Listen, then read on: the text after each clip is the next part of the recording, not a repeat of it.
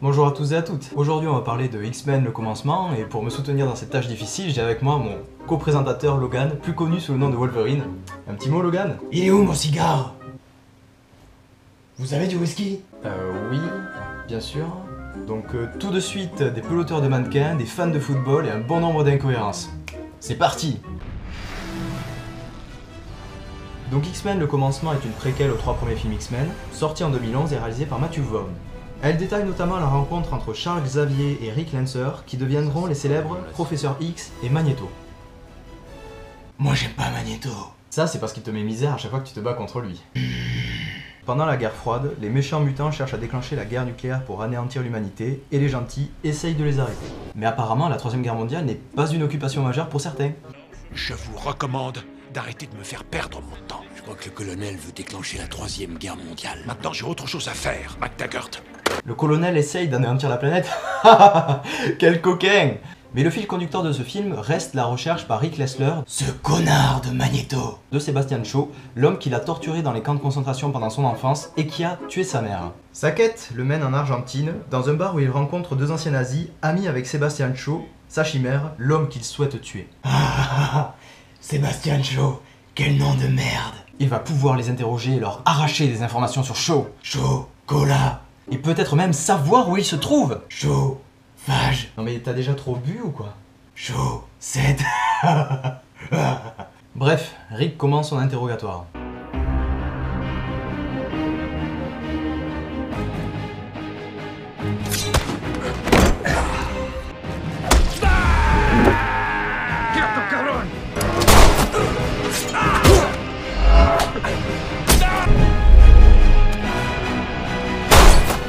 Attendez, mais il les a tous tués sans leur poser une seule question?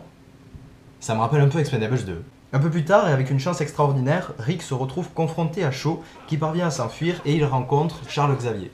Ils décident donc de se constituer leur propre armée pour affronter celle de Shaw en utilisant une machine que l'on appelle le Cérébro. Le Cérébro, pour ceux qui ne le savent pas, est une machine qui permet d'amplifier les ondes mentales du professeur Xavier, lui permettant de toucher énormément de monde à une très longue distance. Et le prototype du Cérébro ressemblait à ça. On dirait une balle de golf. C'est moche. Il a d'ailleurs été conçu par un mutant, Hank, qui possède des pieds. Splendide. Pardon, je vous en prie, allez-y.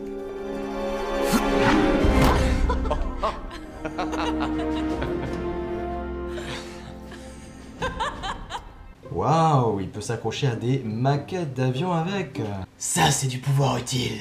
On apprend qu'il travaille aussi sur un sérum qui, selon ses dires, N'agis pas sur vos capacités, c'est bien ça. C'est l'apparence qui change, qui se normalise. enfin mec, je suis désolé, mais sans tes pieds difformes, ça va être beaucoup plus compliqué de t'accrocher à des maquettes d'avions. Et puis, ça serait si triste de perdre une si belle mutation. On retiendra aussi.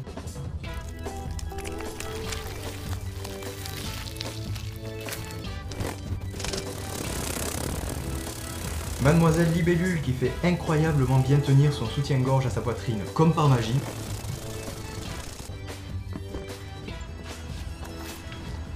Et Wolverine qui apparaît sur un très court passage. Excusez-moi, je m'appelle Eric Lencher. Charles Xavier. Allez vous faire enculer tous les deux. C'est moi ça. Mais c'est lors des dialogues entre les jeunes recrues que l'on s'aperçoit que l'intellect n'est pas leur capacité la plus développée. Hank fait d'ailleurs une réflexion très intelligente. Alors moi, ce qui me plairait, ce serait... qu'on m'appelle le hurleur. Pourquoi tu veux t'appeler comme ça? Je vois pas la raison. Non mais c'est vrai qu'il était tout à fait évident de deviner le pouvoir de Raven, Angel, Havok, Darwin, mais pour lui son pouvoir, effectivement, en le regardant, on n'en a aucune idée. C'est sûrement parce que les roues n'ont pas d'âme. Le professeur Xavier aura du boulot pour discipliner ces jeunes gens en rut, entre leur apprendre comment boire dans une fiole ou comment bien analyser une situation en opération secrète. En effet, un peu plus tard dans le film, Charles et Rick tentent d'arrêter Shaw en Russie, dans la résidence d'un ministre russe. Rick attaque donc la maison en emprisonnant ou en assommant les gardes, ne laissant d'autre choix à Xavier que de le suivre en effaçant la mémoire de ceux qui sont encore conscients. De tous ceux qui sont conscients? Pour l'amour de Dieu, Eric. On se calme. Uspokój-ça. Lebojca. Da? Eh mais mec, reviens, il en reste un. Magneto ne sait pas prendre de recul sur la situation. Pourquoi? Tu sais comment faire peut-être? Ben, j'aurais buté tous les gardes. Comme ça, pas de problème. Enfin, pendant ce temps-là, Shaw attaque la base secrète de la CIA où se trouvent les jeunes recrues dont nous avons parlé tout à l'heure. Et Shaw fait une démonstration stupéfiante de son pouvoir.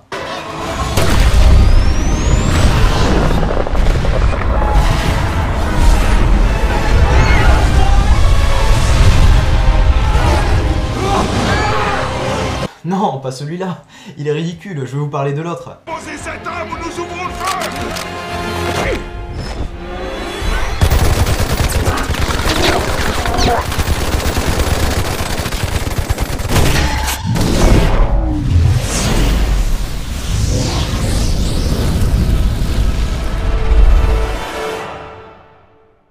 Oh mon dieu, il fait disparaître des messieurs! Et suite au saccage de la base, Charles Xavier décide d'emmener les mutants survivants dans son manoir pour les entraîner. Comme Havok possède un pouvoir dévastateur, il s'entraîne donc dans le sous-sol du manoir. Un sous-sol qui a été recréé en studio! En effet, on peut apercevoir, de part et d'autre de la galerie, en face et derrière les personnages, exactement le même décor rocheux.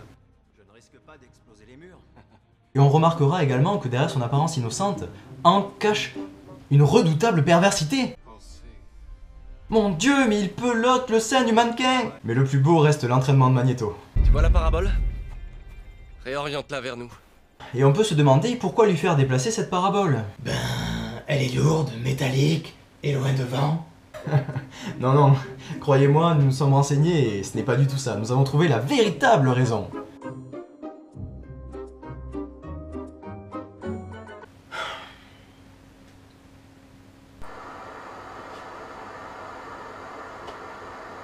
Bon les gars, il a réussi ce match de foot? Bon, Rick, on capte pas là. Tu tournes un peu la parabole, s'il te plaît?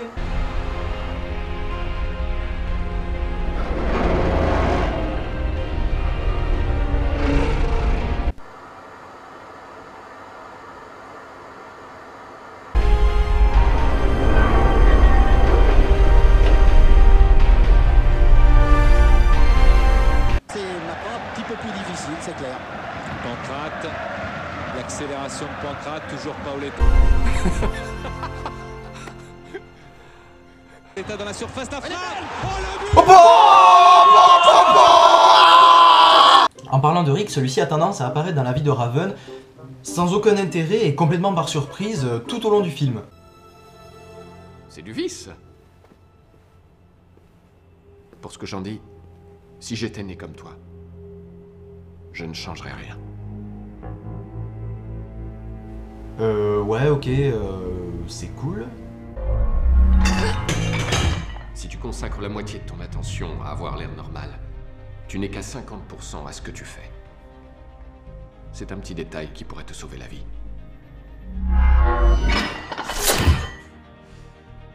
Tu voudrais que la société t'accepte.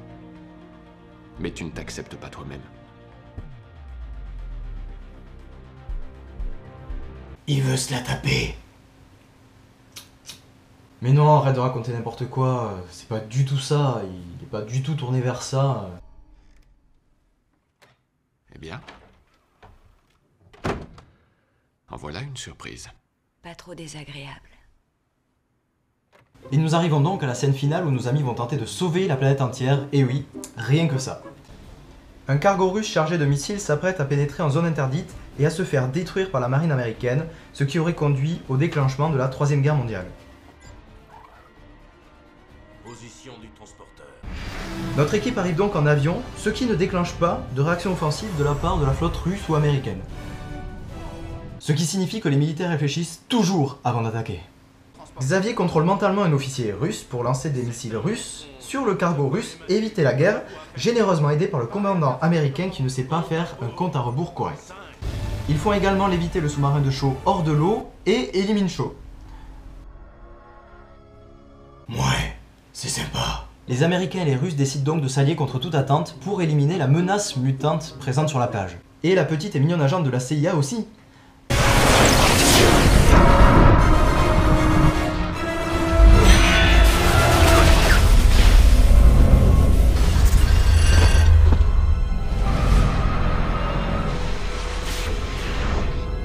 Mais la décision de Rick de renvoyer les missiles vers les humains marque la séparation de notre petit groupe en deux. Et pour finir en beauté, nous sommes gratifiés d'un commentaire bien misogyne de la part du directeur de la CIA. Ce matin, je me réveille à la maison.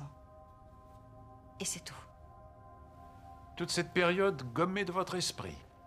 Parti comme ça. Il a ce pouvoir-là, vous ne vous souvenez de rien. J'ai parfois quelques fragments comme des arbres, du soleil, un baiser. Ah, mon Dieu.